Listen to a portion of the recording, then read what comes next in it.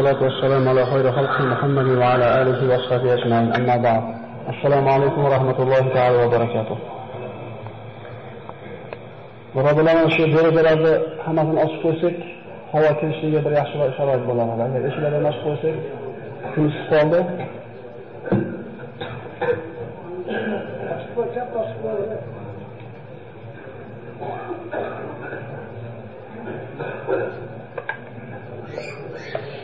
Bismillahirrahmanirrahim. Assalomu alaykum va rahmatullohi ta'ala va barakatuh. Alloh taolaga beradigan hamd sanolar bo'lsin. Mana shu joyda Alloh taolo o'zini baytida siz bilan bizga jamlashishga nasib qildi va Allohning kalamini o'qishlikka, o'rganishlikka Alloh taolo tavfiq berdi. Xuddi shunday bizni dunyoda jamlagandek, Rasululloh sollallohu alayhi vasallamning huzurida Firdavs jannatida birga bo'lishimizni nasib qilsin. Amin. O'tgan safargi suhbatimizda sizlar bilan Nuh Alayhissalomning qissasini gaplashgan bo'ldik.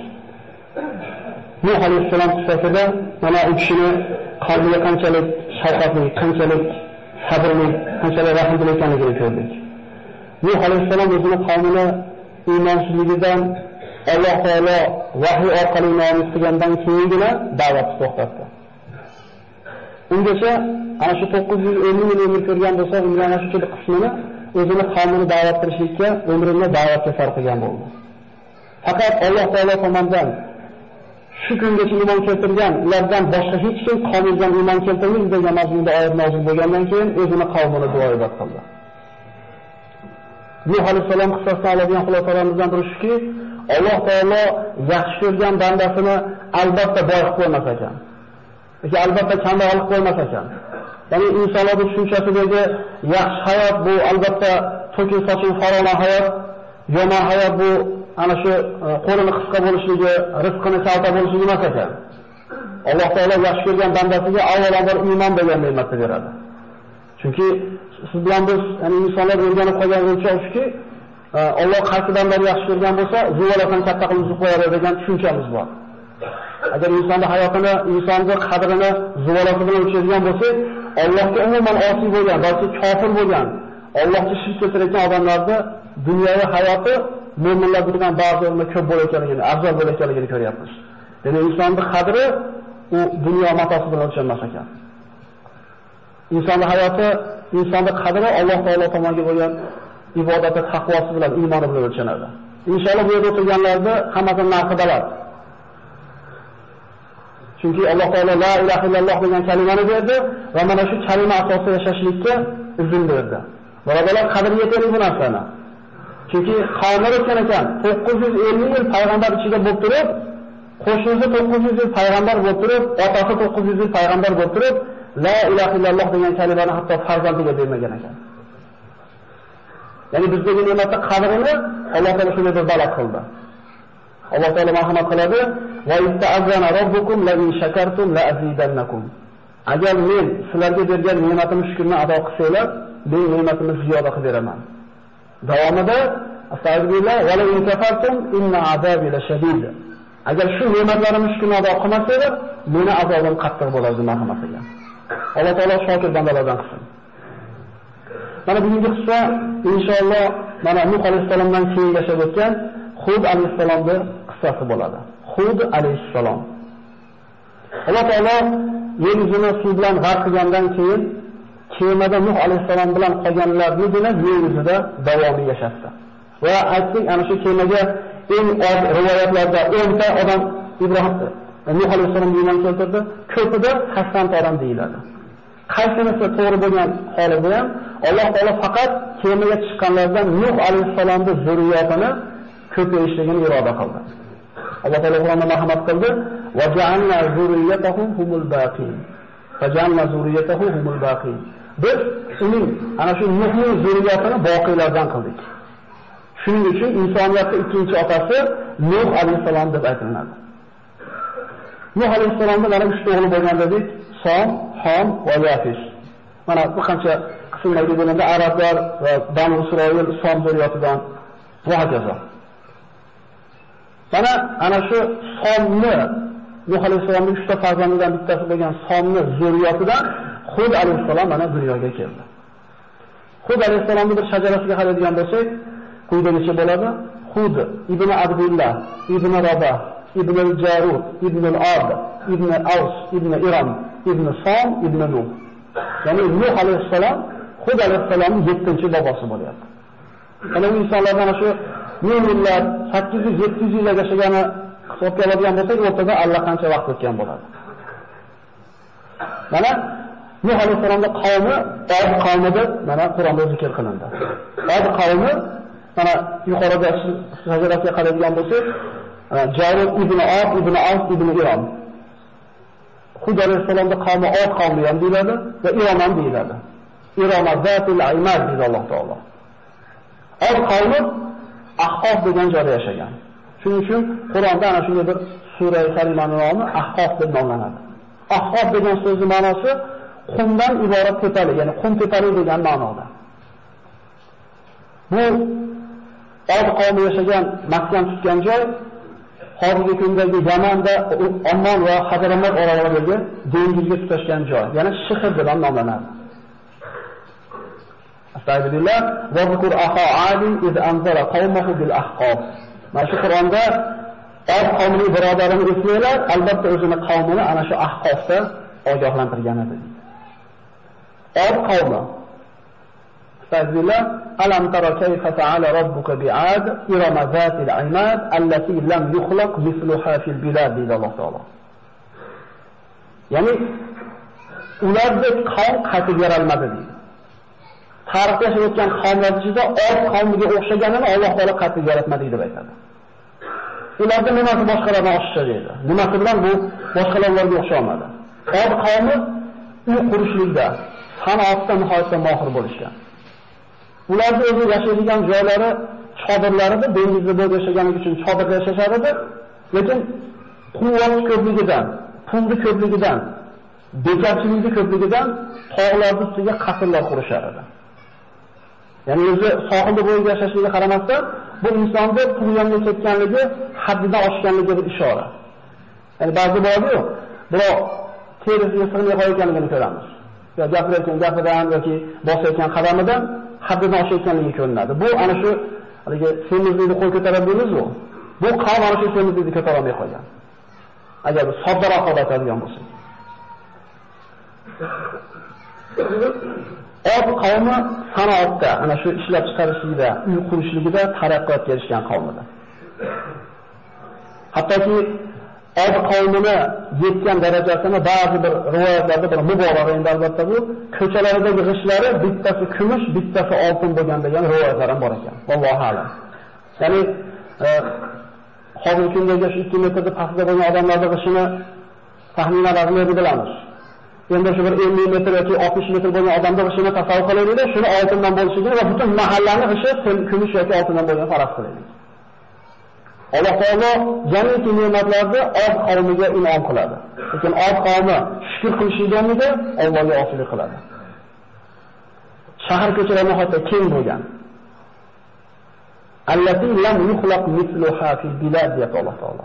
Ya'ni o'lkalarning ichida, xalqlarning ichida bunday qatib bo'lmagan edi. Od qavmi arablar edi. Od qavmi arab bo'lgan. Va Hud Alayhissalomning ham millati arab bo'lgan. Arab tilida gapirishgan. Rasululloh sollallohu alayhi vasallam mana sahih hadislarda Abu Zar G'iforiga aytadi: "Minhum arba min al-arab. Hud va Solih va Shuayb va nabiyuka ya Abu Zar." Payg'ambarlardan to'rttasi arab bo'lgan dedilar. Ya'ni biz bilamiz, payg'ambarlar arablardan faqat bitta payg'ambar chiqqan deb bilamiz. Shundaymi? Rasululloh sollallohu alayhi vasallam bu hadisda sahih hadis. To'rtta payg'ambar arab bo'lgan deydi. Hud, Solih, Shuayb va sizni payg'ambaringiz ey Abu Zar dedi. Mana shu o'rinda o'zina bir aniqlik ketib qo'yishimiz kerak bo'ladi. Ismoil alayhissalom mana payg'ambarimizni otasi hisoblanadigan bo'lsa, bobolaridan hisoblanadigan bo'lsa, arab bo'lgan emas. Kan'oniy bo'lgan. Lekin qayerdan payg'ambarimiz arab bo'lib qoldi? Ismoil alayhissalomgacha yashagan arablarni arab ariba deyiladi. Ya'ni boshqa xalqlarga aralashmagan toza arablar. Ismoil alayhissalomdan keyingi arablar arab musta'riba deyiladi. Ya'ni boshqa xalqlar bilan aralashgan arablar deyiladi. Mana Ismoil alayhissalomning otasi Ibrohim alayhissalom Hojar ona bilan go'zallik paytida Makkaga tashlab ketadi. U paytda mana Makkada hech narsa bo'lmaydi, tarixni yaxshi bilamiz. Ka'batullohni o'rniga tashlab ketadi va Zamzam suvini Alloh taolo Hojar onaga mukofot qilib beradi. Mana eslasiz, Ibrohim alayhissalom Hojar onani ana shu o'zining bolasi bilan tashlab ketayotganda, subhanalloh, Ibrohim alayhissalomning hayoti boshdan oxirigacha ibrat. Bekorga Abul Anbiyolar payg'ambarlikning darajasi belgilanganda Muhammad alayhissalomdan keyingi o'rinda egallagan kishi bu Ibrohim alayhissalom bo'ladi. Ibrohim alayhissalomni Alloh taolo har xil imtihon bilan sinadi. O'zini qurbon qilganda, o'tkazganda hasbunalloh deb turaverdi. Oilani qurbon 85 yetilganda ko'rgan Ismoil alayhissalomni Makkaga borib tashiganda labbayk deb javob berdi. 85 yetilganda ko'rgan bolasini. U 3 ta qizdan keyin bitta o'g'il yoki 4 ta o'g'ildan keyin bitta qiz emas. Ana shu o'g'lini so'y deganda ham labbayk deb javob berdi. Va Ibrohim allazi vaffa dedi Alloh taolo. Bu vafo qilgan Ibrohim edi deydi. Alloh qanaqa imtihon bergan bo'lsa, Ibrohim alayhissalom labbayk deb ijobat qildi. Inna hada lahu al-bala'ul mubin dedi oxirgi imtihonida. Bizi boshimizga har xil imtihon kelsa, boshimizga bir balo kelib qoldi, qiyinchilik kelib qoldi deb turib, o'zimizni o'lchayimiz bilan katta musibat keldi deb o'ylaymiz. Lekin Ibrohim alayhissalomning o'g'lining so'ygan degan buyrug'ini Alloh taolo aytdi, bu ochiq balo edi deb Alloh aytgan baloligini. Lekin shu imtihondan o'tgan. Ana shu o'g'lini Makkaga tashlab ketganda onasi bilan mana Zamzam suvini Alloh taolo ularga mukofot qilib berdi. Eslaylik, Ibrohim alayhissalom o'g'lini xotini bilan tashlab ketayotganda Hojar ona orqasidan osilib oldi. Ibrohim tashlab ketasizmi bu yerga dedi. Erini payg'ambarligini yaxshi bilar edi. Indamasa Ibrohim alayhissalom ketaverdi. Tashlab ketasizmi? 2 marta so'radi, 3-marta so'raganda, "Yo, Allohning buyrug'imi bu?" Hojar ona shunday so'raganda, Ibrohim halilloh ha, Allohning buyrug'i dedi. Shu o'rinda Hojar ona erkaklarga ham ibrat beradigan so'zni aytadi. Unda biz qoldik deydi. İzan lam yuzayyan Allah. Allah bizni zoya qilib, endi sharqqa qaytib ketadi. Payg'ambarda buni ayolan shunga loyiq. Mukofot qilib Alloh nima qildi? Zamzam suvini berdi. Ana shu Zamzam suvini so'tilganda, mana Ismoil alayhissalomda arablarga aralashgan tarixi, arablarda asl vatani Yaman hisoblanadi. Yaman. Yamanda ana shu katta suv to'g'oni buzilib ketib, suv yo'q bo'lib qolganligi sababli bir qancha arab qabilalari Arab jazirasi bo'ylab suv qidirib yuradi. Hojar ona Ismoil alayhissalom bilan o'zining bola bilan ana shu Makkada Zamzamda suvni so'tirgan paytda Jurhum arab qabilalaridan Jurhum qabilasi kelib Hojar onadan izn so'rab mana shu joyda Makka shahri barpo bo'ladi. Mana arab qabilalari Ismoil alayhissalomga qadar mana Od qavmi, Samud, Jurhum, Umay, Madiyan, Qahton qabilalari. Bular aralashmagan, arida bo'lgan arablar. Ya'ni arablardan ham payg'ambar bo'lgan ekan. Bu sahih hadisda keladi. Ismoil alayhissalom mana shu Jurhum qabilasidan uylandi, shularga aralashdi, arablarning eng fasoqatli so'zlaydigan kishiga aylandi. Alloh taolo so'zlatdi. Muhammad alayhissalomga ana shu kalamdagi so'zdagi fasohati Ismoil alayhissalomdan hisoblanadi. Demak, Hud Alayhissalomning millati nima ekan? Arab bo'lgan ekan. Minhum arba'a min al-arab. Hud va Solih va Shuayb va nabiyyuka ya Abazar. Ulardan to'rttasi arab bo'lgan payg'ambarlardan. Hud, Solih, Shuayb alayhissalom Musa alayhissalomga qaynota bo'lgan. Uni yerga gaplashamiz buni inshaalloh.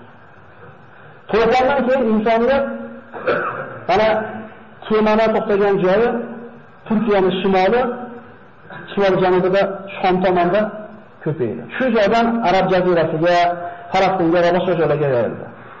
Od qavmi jaziraning janubiga yetdi. Ana shu yerga borib yashashgan. Odamlarning hammasi Hud alayhissalomning zamonigacha tavhidda bo'lishgan. Mana Hud alayhissalomni Nuh alayhissalomga olib boradigan bo'lsa shajarasini. Ibn Abdullah, Ibn Rabah, Ibn Jarud, Ibn As, Ibn Iron, Ibn Som, Ibn Nuh. Ya'ni 7 ta 8 ta avlod almashyapti. O'rtacha 500 yildan bo'lgandan 4000 yilga boradi.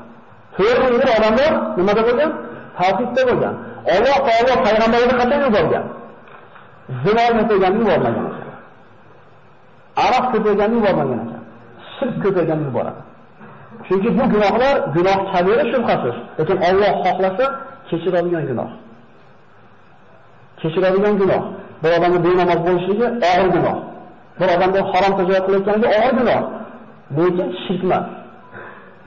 Innalloha la yaghfiru an yushraka bihi va yaghfiru ma duna zalika liman yasha. Alloh shirkdan boshqa gunohni xohlagan bandasi uchun kechiradi deb marhamat qiladi Qur'onda. Zamonlarda kishi bilan shayton degan la'in Allohdan ilmaslikka xatogan edi. Yana vasvasa qildi. Ana Nuh alayhissalomning qissasida o'tdik. Shayton qanaqa qilib insonlarning hayotiga shirk olib kirdi. Bir dam gaplarga mana bu ibodat qilinglar degani yo'q. Nima qildi? Ana shu aytilgan 5 ta kishi, solih kishi. Ismini esdan chiqarmaslik uchun dedi. Wala tazarunna alihatakum wala tazarunna waddan wala su'an wala yaghusa wa yauqa wa nasra. Shu 5 ta odam solih odamlar edi. Kelayotgan shu odamlarni esdan chiqarmaslik uchun shu odamlar o'tirib nasihat qilgan joylarni shularga nom qo'yamiz dedi. Juda chiroyli usul bilan kirib kelyapti. Ularni dedi toshi, yovuzli daraxti yoki bo'lmasam yovuzli do'ngligi deb turib, ana shu 5 ta odamning nomi bilan 500 joyda nomladi. Shayton sekin usulini qo'llayapti. Birdaniga emas. Chunki bu Alloh taolo aytgan qonunga, tabiatiga zid ekan. Bir narsani birdaniga bir tomonga burib yuborish. Sekin bo'lar ekan. Hatto shayton buzishni sekin qilgan. Ana shu 5 kishilar kimligini bilgan qavm tiriyada ibodat qilishmadi ularga. Ana shu joylarda sayr o'tkazishdi, ularning gaplarini eslashdi. Endi ana shu 5 ta kishini tanigan qavm o'lib ketgandan keyingi kelgan qavm ilmdan bexabar qoldi, keyin shayton kirib keldi. Bilasizlarmi? Ota-bobolarlar bu yerda nimaga sayr qilib, nimaga qo'y so'yib, nimaga to'planishardi. Ular mana shu toshga yoki daraxtga yoki do'nglikka sig'inardi dedi. Xulosalari birodarlar, shayton buzishlikda sekin ketyapti. Hadisda inna hada dina matin ta'awulki din.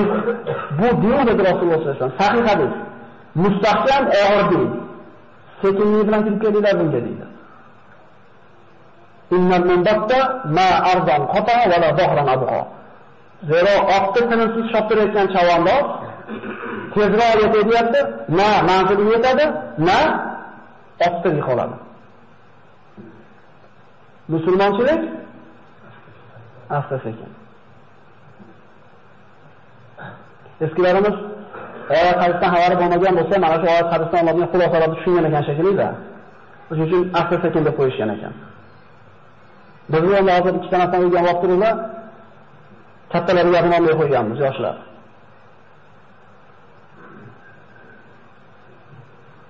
Nuh alayhissalomdan keyin butlarga ibodat qilgan mana shu qavm Od qavmi bo'ldi.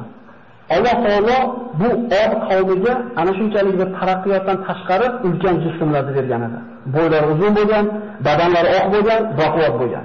Biz Od qavmi haqida gapiryapmizda, biz Odam alayhissalomni eslashimiz kerak. Bo'yi qanaqa edi? Ma'vana zalal xalqu yanqusu min zurriyat dedi Rasululloh. Ana shu Odam alayhissalom bo'yini 60 metr yaratdimi? Ana shu kundan boshlab dedi Rasululloh, insoniyat kichayib boradi dedi. Bari 20 metr kichayganda ham 40 metrli odam bo'lyapti ular. Jismiga metrlar berib qo'ydik. Bir odamning bilagida shunday ko'proq quvvat paydo bo'lsa, o'zini tuta olmay qolyapti. Shundagida tutursan bo'lib qolsa, o'zini bilmay qolyapti. Mana bu qonni havodan xabar olaylik. Bizdan necha metr bo'yida baland bo'lgan, bizdan dunyoda qancha ko'p bo'lgan, lekin Allohga bergan ne'matiga shukr qilmaganda oqibati nima bo'lganligini ko'rishimiz kerak. Shu boshqa qo'shiqlar bo'ladi.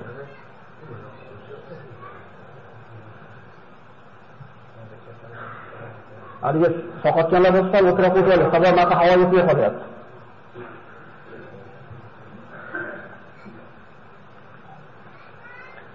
Subhanalloh, bu insonni tabiatini ko'ringki, bozorda, guzarda o'tirib olamiz. Ozgina sabr qilaylik, chunki Allohga yo'lda o'tiribmiz inshaalloh.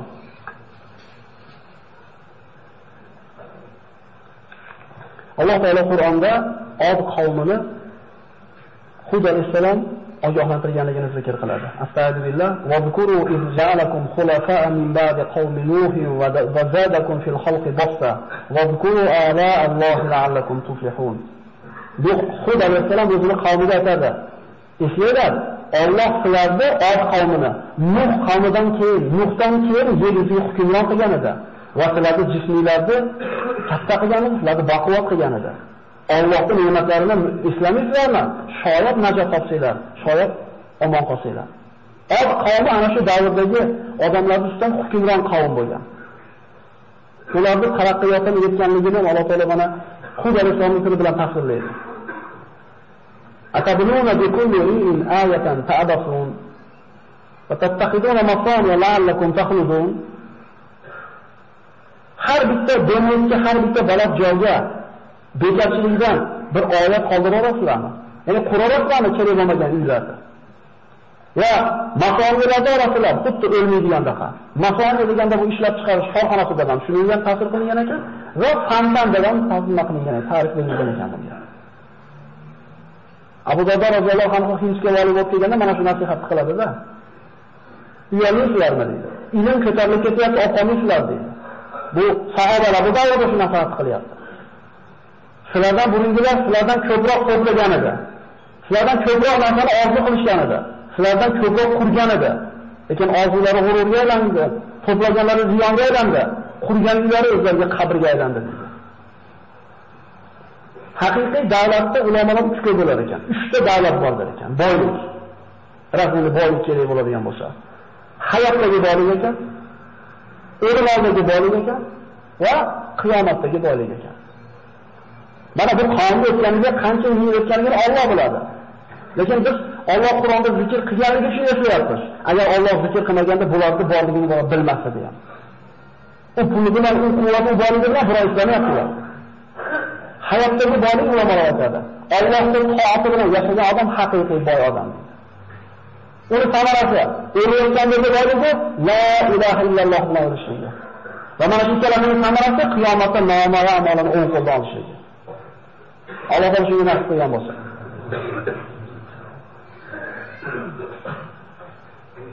Va idza batashtum jabbarin. Biror qavm bilan bir urush olib borishsa yoki biror qavmda bir o'zini bir hukmini buzadigan bo'lsa, ularga rahm shafqat qilishmas edi. Chunki ularga bas keladigan qavm o'zi yo'q yer yuzida. Shunaqa zo'ravon xalqlar bo'lgan ekan tarixda. Zo'ravon xalqlar bo'lgan ekan. Ya'ni hozir emas ekan. Ularga oxiratni bo'lganligini ko'raylik.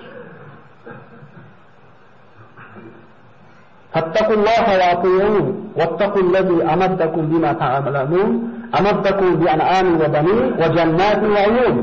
Hud Alayhissalom qavmga yalanyapti. Ey qavm, sizlar Allohdan qo'rqib itoat qilinglar. Sizlarni ko'rib turgan narsalardan quvvatlantirgan Allohdan taqvo qilinglar. Nima bilan quvvatlantirganida? Ne'matlar bilan, farzandlar bilan, bog'roqlar bilan, buloqlar bilan. Shuncha narsani olib Allohga shukr qilmaysizlarmi deydi. Har bitta payg'ambar cho'pon bo'lgan ekan. Rasululloh sollallohu alayhi vasallam keladi, payg'ambar bo'lmagan, magar cho'ponlik qilgan deydi.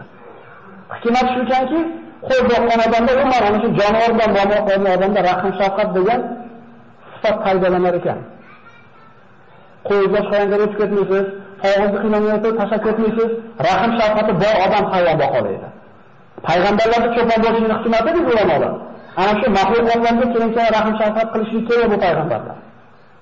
Shuning uchun uyimizda bir ozgina bir jonivorni bo'lishligi, bolalarimizga rahm shafqat degan sifatni tarbiya qilishimizga ko'maklashadigan vosita hisoblanadi.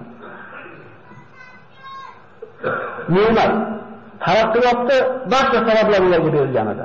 Suv, bog'roq, farzandlar, mol-mulk, kuch-quvvat, jism, korxonalar. Ya'ni bir inson bolasi olishi mumkin bo'lgan, bir xalq ega bo'lishi mumkin bo'lgan hamma ne'mat bo'lgan ularda. Mana shuncha ne'matni shukrini ado qilishlik o'rniga bu qavm Allohga hamd aytmadi.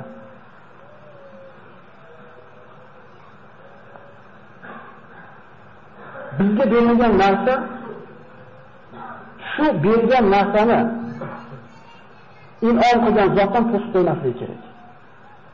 Shuni tushunishimiz kerak. Dadamiz bola toptab beruvdi, bola topni amonat qilib dadamizni to'qimay qo'ydik. Nima qiladi dadamiz? Topib qo'yadimi? Haq bo'ladimi topib qo'yganda bizga berilgan ne'mat shu ne'matni bergan zotdan to'sib qo'ygan bo'lsa, bu bizni ziyonimizga berilgan ne'mat bo'ldi. Az bo'lib yetgan narsa ko'p bo'lib mashruh qilib qo'ygan narsadan afzal deyiladi. ko'p bo'lib Allohdan to'sib qo'ygan davlatdan ko'ra ozroq bo'lgan yetib Allohni eslatgan afzal. Bir insonning hayotda bir kamchiligi bo'lishligi bu bandani kamchiligi emas, minusi emas, plusi. Sababi shu kamchiligiga kimdan so'raysiz? Katalik bo'lsa Allohning ismini kechqurun muhkamaganda. Yetishmovchilik bo'lganda Allohning ismini endi katalanma emas. Kamchiligingizdan bo'lmasa Alloh deyishlikka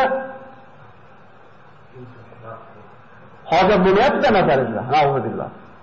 Demak, ancha hayotdan shikoyat qilmasdan, minglamasdan yashashni o'rganaylik, birodarlar. Rasululloh sollallohu alayhi vasallam bir odam keldi, "Ya Rasululloh, duo qiling, men ham odamlarga o'xshab yashay, men ham jicha yo'q-yo'q boy bo'lib yashaydi" dedi. Rasululloh nima dedi? "Seni shu kambag'al bo'lib yashaganing yaxshi seni" dedi.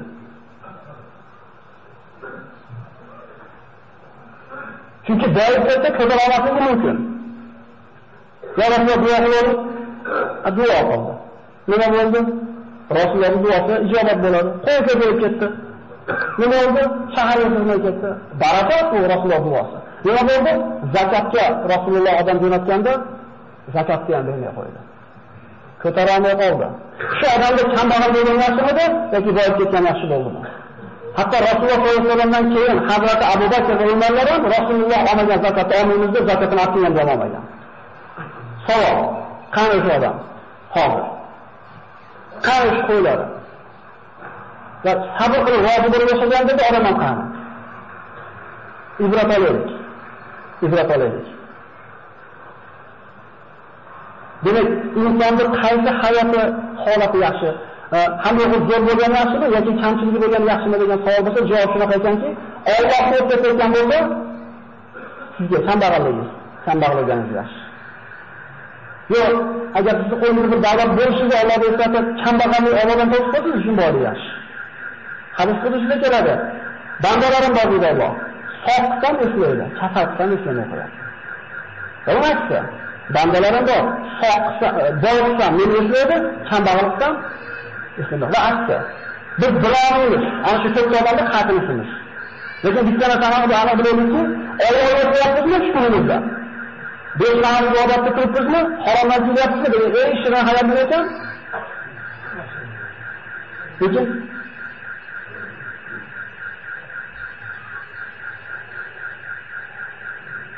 shuncha ne'matga ular Allohga shukr aytishligiga osiy bo'lishdi. Mana aytyapmiz-ku, otamiz bola safni topib qo'yapmiz-ku.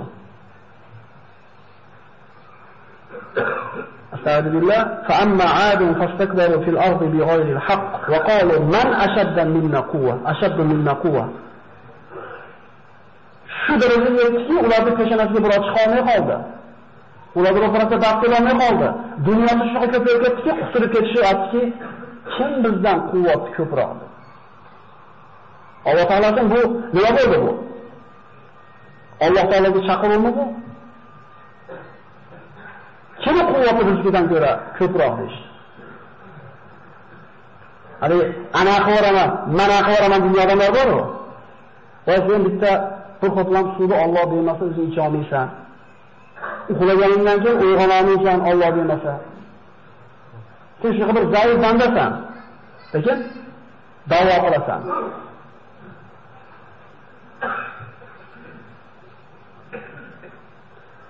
Avalam yaraw anna Alloh allazi xalaqahum huwa ashaddu minhum quwwa. Alloh javob beryapti. Axir ularni yo'ldan bor qilgan Alloh ulardan quvvat yo'qligini bilmaydi bular.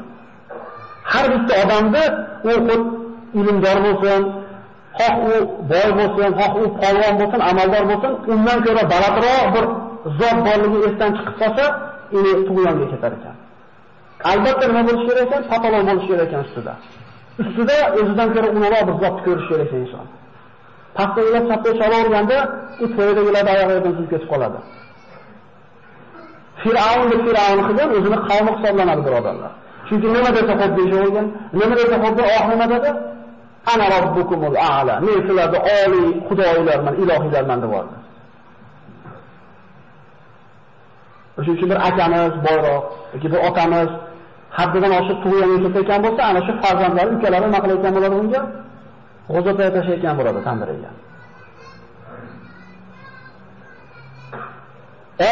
Allohga kofir bo'lgandan keyin Alloh Hud Alayhissalomni yubordi va ne'mat ziyoda bo'lgan sari qavm kofir bo'laverdi. Alloh taolo Qur'onda mana marhamat qiladi. Astagfirullah.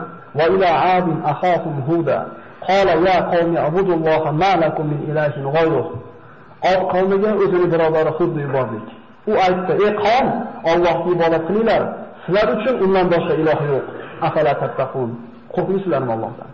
Va qala al-mala'u alladhina kafaru min qawmihi inna lanaraka fi safahati va inna lanazunnuka min al-kazibin. Qavmni malolari, ya'ni qavmni to'g'lari, qavmni qo'shog'i zo'rlab topilganlari malolari aytishdiki, biz seni ahmoqligingni ko'ryapmiz. Biz seni ahmoq o'ylaymiz va seni kazzoblardan gumon qilamiz. Hud alayhissalom javob berdilarga: "Qala ya qawm, laysa li safaha, walakinni rasulun min robbil alamin." Ey qavm, men ahmoq emasman. Men sizlarga Alloh yuborgan payg'ambaraman. Ubayyukum risolati robbi va ana lakum nasihun amin. Parvardigorim risolatni yetkazib qo'yibman xolos sizlarga. Va men sizlarga ishonchli nasihat qiluvchiman. Awajibtum an ja'akum zikrun min robbikum ala rajulin minkum yunzirakum. O'zingizlarning ichingizdan bir odamni sizlarni ogohlantirish uchun Alloh yuborganidan ajabansizlarmi? Wazkuru iz ja'alakum khulafa'a min ba'di qawmi Nuh wa zadakum fil halqi basta. Islamiylarni Nuh qavmidan keyin sizlarni yeringizga hukmron qilmadimi va jismlarni bir ulkan qilmadimi? Allohning ne'matlarini eslanglar, shoyat nazar solsanglar. Alloh ularga bergan ne'matlarini eslab, lekin qavm osiylikda davom etaverdi.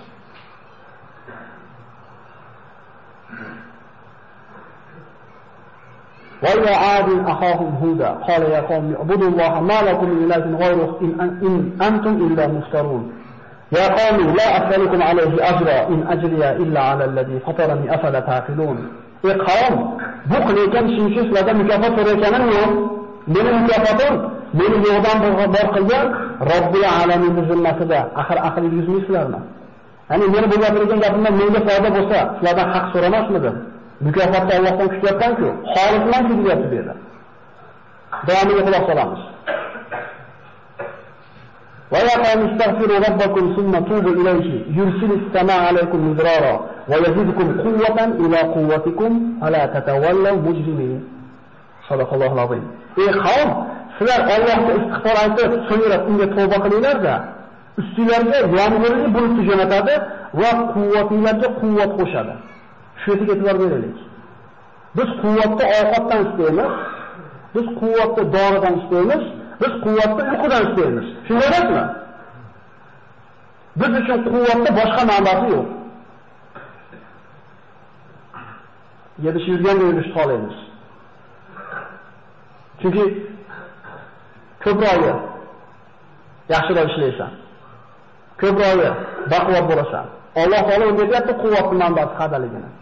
Taqvo qilinglar, quvvatingizlarga nima qiladi? Eskilarni ko'targan ketmonni ko'tarishlaymiz biz. Ular baquvvat bo'lgan ekan. Sabab bizga o'sha bir mehri bo'lmagan ekan. Allohdan qo'rqib yashagan ekan. Eslaydi ota-bobolarimiz.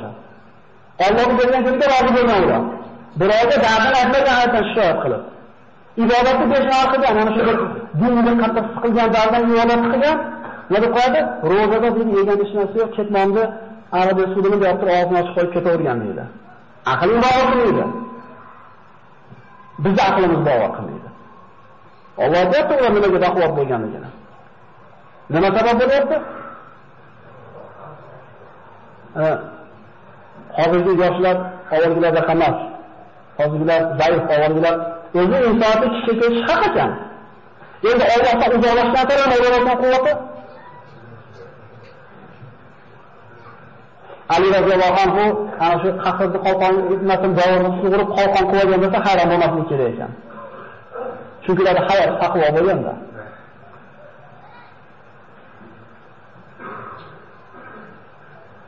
Mana shu o'rinda mana taqvoga aytyapmiz. Taqvoga ulamolar bir qancha bir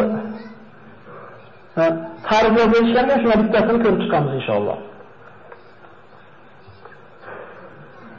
Imom Faqih rahimahulloh aytadi, Allohdan qo'rqayotganligingizni, taqvo qilayotganligingizni 7 alomati bor. Diqqat qiling. Shu 7 alomat bo'lsa, bir inson Allohdan qo'rqayotganligi, unda taqvo borligining bir alomati ekan.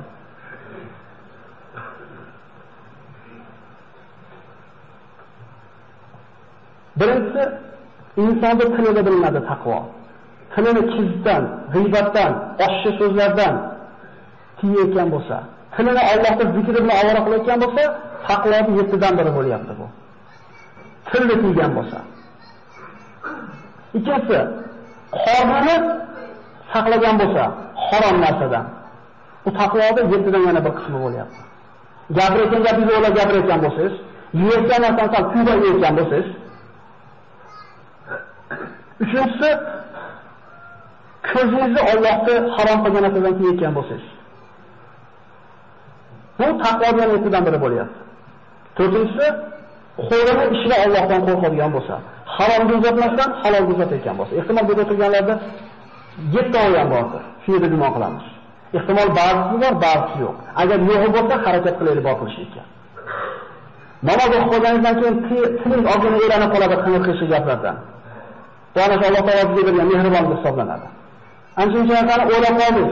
Tijoratingizda shalog'ini gapirib olgan etak bo'lib qoldingiz. Majbur etak qilyapsiz o'zingizni. Bu ham bir yaxshi alomat. Yo'q, namoz o'qigandan keyin ham qo'lingiz ham, tilingiz ham, quloqingiz ham bor joyiga ketayotgan bo'lsa, kechirib qo'yasiz. Bu taqvo degani har bitta a'zoda o'zini bo'lyapti, taqvo qiladigan. Beshinchisi, oyog'ini ishida Allohdan qo'rqishlik kerak.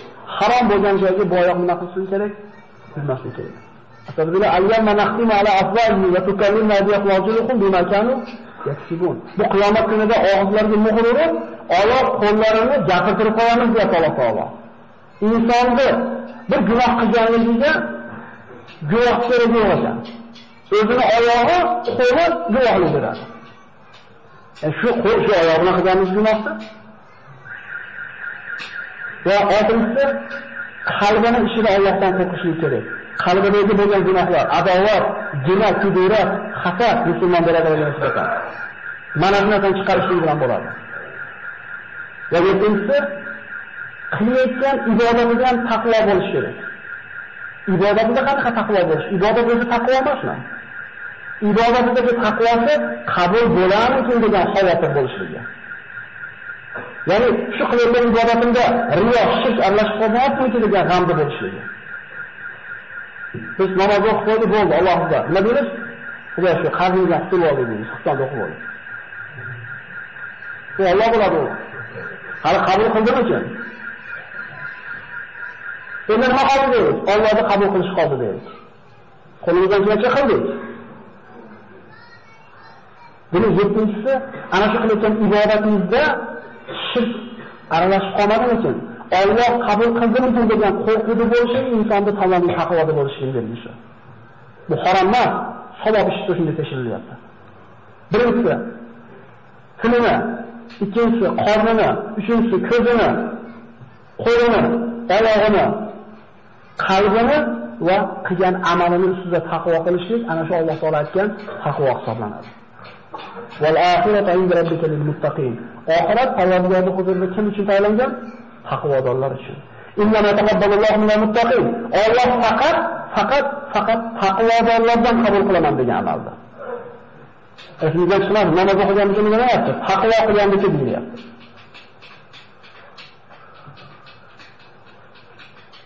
Hud Alayhissalom qavmini da'vat qildi, lekin qavm osiy bo'ldi.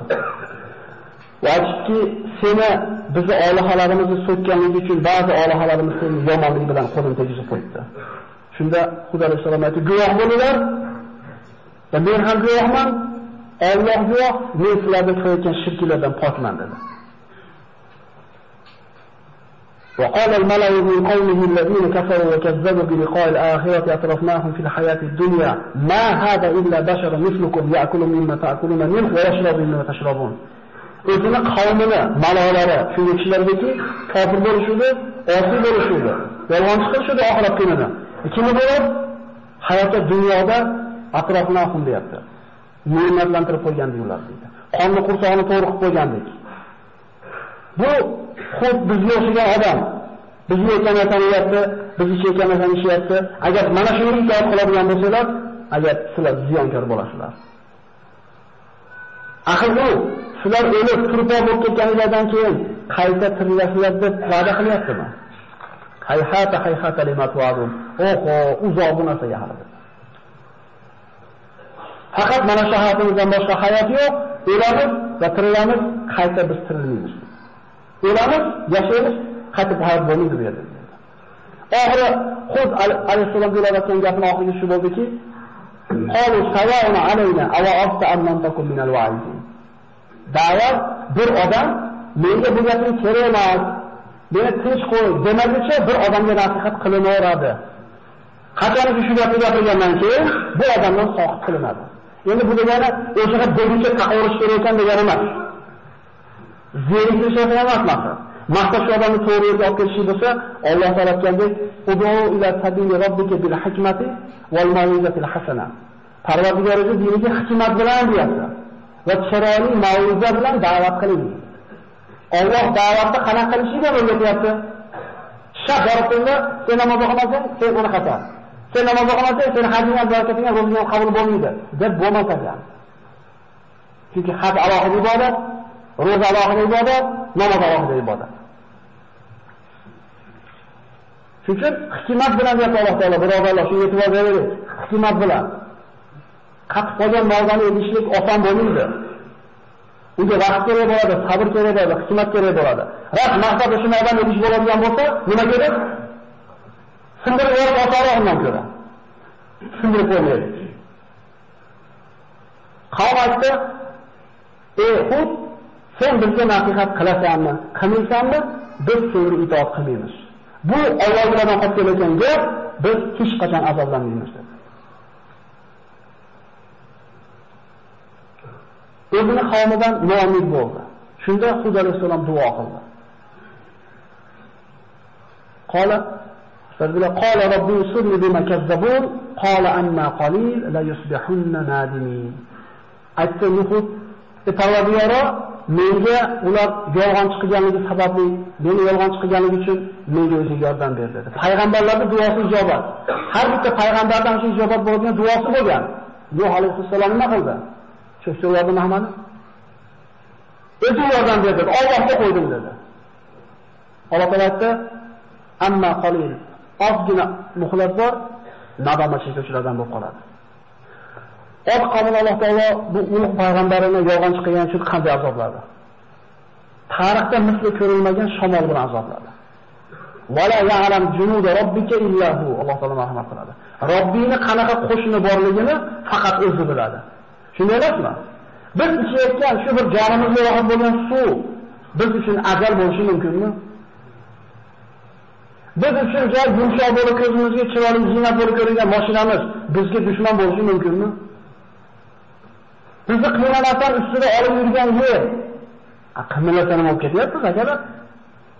Bizni ustimizga yog'ayotgan yomg'ir ozgina ko'payib ketsa nima bo'lishini yaxshi bilamiz-ku. Nimaga Alloh iltijo qilmaydi? Odamlar. Ot qavmini Alloh balolamoqchi bo'ldi va bu qavmga yomg'irni to'xtatib qo'ydi. Qur'onchilik boshlandi. Ekin-tikin, meva-cheva, qo'y-qo'zi hayvonlar hammasi o'ldi. Yomg'ir kutishni boshlashdi. Kunlarning birida Alloh taolo mana shu qavmni vayron qilishiga bo'ladigan kunda uzoqdan bir qora bulut ko'rindi. Ular xursand bo'lishdi. Mana uzoq kutilgan yomg'ir keladi dedi. فلما رأوه عارضا مستقبل أوديتهم قالوا هذا عارض ممطرنا بل هو ما استعجلتم به ريح فيها عذاب أليم. Qachonki ularga ko'rinib kelgan paytda aytishdi, "Ana kelyapti. Mana shu narsa bizga yomg'ir yog'diradi" deganda Alloh aytibdi, "Balki bu narsa sizlar shoshiltirgan azobdir. Bunda alamli azob bor sizlarga." Tudammiru kulli shay'in bi amri robbiha fasbahu la yura illa masakinuhum kazalika najzi qawmal mujrimin. Parvardigorning buyrug'i bilan har bitta narsani vayron qiladi bu shamol. Va o'zlarining maskanlardan boshqa narsani ko'p. Uyga qochishdan boshqa narsani yarashmay qoldi, bilmay qoldi. Mujrim bo'lgan qavmni mana shunday balolaymiz. Bu shamol ularning o'zlarini, uylarini, ekinlarini, hayvonlarini hammasini vayron qildi. Bu sifat, bu shamolning sifatini Alloh aytadi: "Va fi 'adin idza arsalna 'alayhim ar-riha al-aqim ma tazaru min shay'in atat 'alayhi illa ja'alathu karramin." Bu shamol shunday bo'ldiki, nimani bor bo'lsa ja'alathu karramin. Raminda kul yoki turpoq aytiladi. Kul qilib turpoq qilib chashib tashadi. Nima deyishganida bular? bizdan ko'ra kuchliroq, biznikidan ko'ra kuchliroq kim deb turib, o'zlaricha haddan oshgan bo'ladi. Alloh aytdi, ahlilarni o'rdan bor qilgan Parvardigor ulardan kuchliroq ekanligini bilishdimi? Ana shu Allohning o'zidan chiqarib qo'yganligini boshlanar ekan bu narsa. كذبت عاد فكيف كان عذابي ونذر إنا أرسلنا عليهم ريحا صرصرا في جو نحس مستمر تنزع الناس كأنهم أعجاز نخل منقعر فكيف كان عذابي ونذر. Qavmi payg'ambarni yolg'on chiqildi. Meni ogohlantirishim, meni azobim qanday bo'ldi deb Alloh. Albatta biz ularga sorsor shamolini nahsi yomonligi davomiy bo'lgan kun yubordik. Insonlarni xuddi tomiridan uzilgan xurmo daraxtidek sug'urib ketardi dedi. Bu shu qadar bo'ron bo'ldiki, odamlar xuddi ana shu sug'urib olingan xurmo daraxtiga o'xshab qolishdi. Ularning jismlarini imkonligiga qaramasdan shamol shuni ko'taradi-da, havoda bir aramda yerga bir urganda atarab chiqib ketardi. Kallasi uzilib ketar, chashilib ketardi. Alloh taoloning qudratini oldida 200 metr bo'lganda ham bo'yi. Qo'lidagi Qur'on sahifasi osmonga chiqqan bo'lganda ham Alloh taoloning huzurida bu narsaga arzimaydi. Chunki aytamiz, "Va la ya'lam junud robbika illa hu." Parvardigoringning qanaqa qo'shini borligini faqat o'zi biladi. Mana bir kun bo'ldi, shamol bo'ldi. Mana kecha yomg'ir yog'di. Qanchalik ojizligimizni, qanchalik noto'g'riligimizni tushunsa bo'ladi. La ilaha illalloh, la havla va la quvvata illa billah degan boshqa narsa yaramay qoldik. Ham emasmi? Yer qilmagan holimiz nima bo'ladi o'ylaydi-da. Yuragimiz to'xtab qoladi.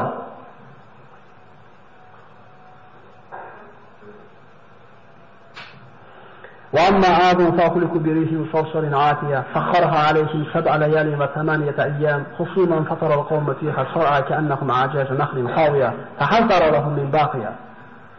Haqqa surasi aytadi. Bu shamol 1 soat bo'lmadi, 2 soat bo'lmadi. 7 layali va 8 ayyam, 7 kecha 8 kunduz o'tdi bu shamol. Kechagina bo'yida kechagina qattiq 2 soat yoqsa nima bo'lardi? 1 hafta yoqsa nima bo'lardi? Bu shamol birodarlar. Odamni ko'tarib yerga urganda, uylarni qo'rqitib tashlagan shamol 7 kecha 8 kunduz esdi. Fahal taralahum min baqiya deb aytadi. Biror nafa oldimi ulardan dedi. Ya'ni bir qiziqarli joyi shuki, shu balo kelgan paytda Hud Alayhissalom va mu'minlar bir uyda o'tirishgan edi. Shamol uyini pachaqladi, bu uyini pachaqladi, Hud Alayhissalomga tegani yo'q. Ya'ni Alloh taoloning buyrug'i bilan buzgan edi bu shamol. Bu gap qotib ketgani yo'q. Hudni o'zi bilan birga bo'lgan kimsalarni biz o'zimizga rahmatimiz bilan qutqarib qoldik va yolg'onchi bo'lgan, biz oyatlarimizni inkor qilganlarda oxirini kesdik Alloh taolo. Mana allati lam yuxlaq misluha fil bilad ya Alloh taolo. O'lkalarning ichida, xalqlar ichida bunaqa qaytib yaralmadi deyapti Alloh taolo. Mana shuni yo'qib tashadi. Oz qonidan keyin ulamolar aytadi, bunaqa qilgan jismli odamlar yaralmagan ekan, kichish tezlashib ketgan ekan. Xulosa olaylik. Alloh taolo ne'matni beraverar ekan. Shukr qilsa ziyoda qilaman der ekan, inson haddidan oshgan paytda Alloh taolo shunday balosini azobini berib qo'yadi. Bizda ne'mat bormi? Bor. Biz shukr qilyapmizmi? Shukr qilishligimiz ham birodarlar, Alloh tavfiq bersa bo'ladi. Shukr qilishlikni ham Alloh loyiq qilgan bandasiga beradi bu narsa. Men tilim bilan aytgani bo'ldi emas. Allohdan shukr qiladigan bandalardan qilishni so'radik. Payg'ambarlar so'ragan, meni shokir bandalarimdan qilgin deb. Alloh taolo ne'matini shukr qilganlardan qilgan bo'lsin. Oz qavmning xosi shu bo'ldi. Mo'minlar mana shu vayron bo'lgan xalqdan keyin shu yerda bir muddat yashashdi. Hud Alayhissalom vafot etdi va Hadramautga ko'mildi. Tarixda shunday xalqlar bo'lgan ekan. Biz bizdagi iymon degan ne'matni qadrini bilish uchun tarixni bilmas ekanmiz, bugungi kunimizni qadriga yetmaymiz. Inshaalloh keyingi suhbatimizda Solih alayhissalomning qissasini gaplashamiz. Qavmlar o'zlari talab qilgan mo'jiza, o'zlari talab qilgan, o'zlari xohlagan sifatga ega bo'lgan mo'jizani so'rab turgan paytda Alloh berganda ham iymon keltirmadi qavmlar. Balki so'yib yeb qo'yishdi bu mo'jizani. Inshaalloh Alloh subhanahu va taolo mana aytilgan mo'jizalarga amal qilishni hammamizga nasib qilsin. qilayotgan amallarimizga Alloh taolo bir ixlos bersin. Chunki ixlos bo'lmasa, amallarga Alloh taolo qarab qo'ymaydi. Bismillahirrohmanirrohim. Subhanakallahumma bihamdik nashhadu an la ilaha illa anta nastaghfiruka wa natubu ilayk. Bismillahirrohmanirrohim. Wal 'asr innal insana lafi khusr illa alladhina amanu wa 'amilus solihati wa tawassaw bil haqqi wa tawassaw bis sabr. اللهم إنا نعوذ بك من أن نشرك بك شيئا نعلمه ونستغفرك لما لا نعلمه إنك أنت علام الغيوب حسبنا الله ونعم الوكيل نعم المولى ونعم النصير وصلى الله تعالى على خير خلقه محمد وعليه وصحبه أجمعين برحمتك يا أرحم الراحمين.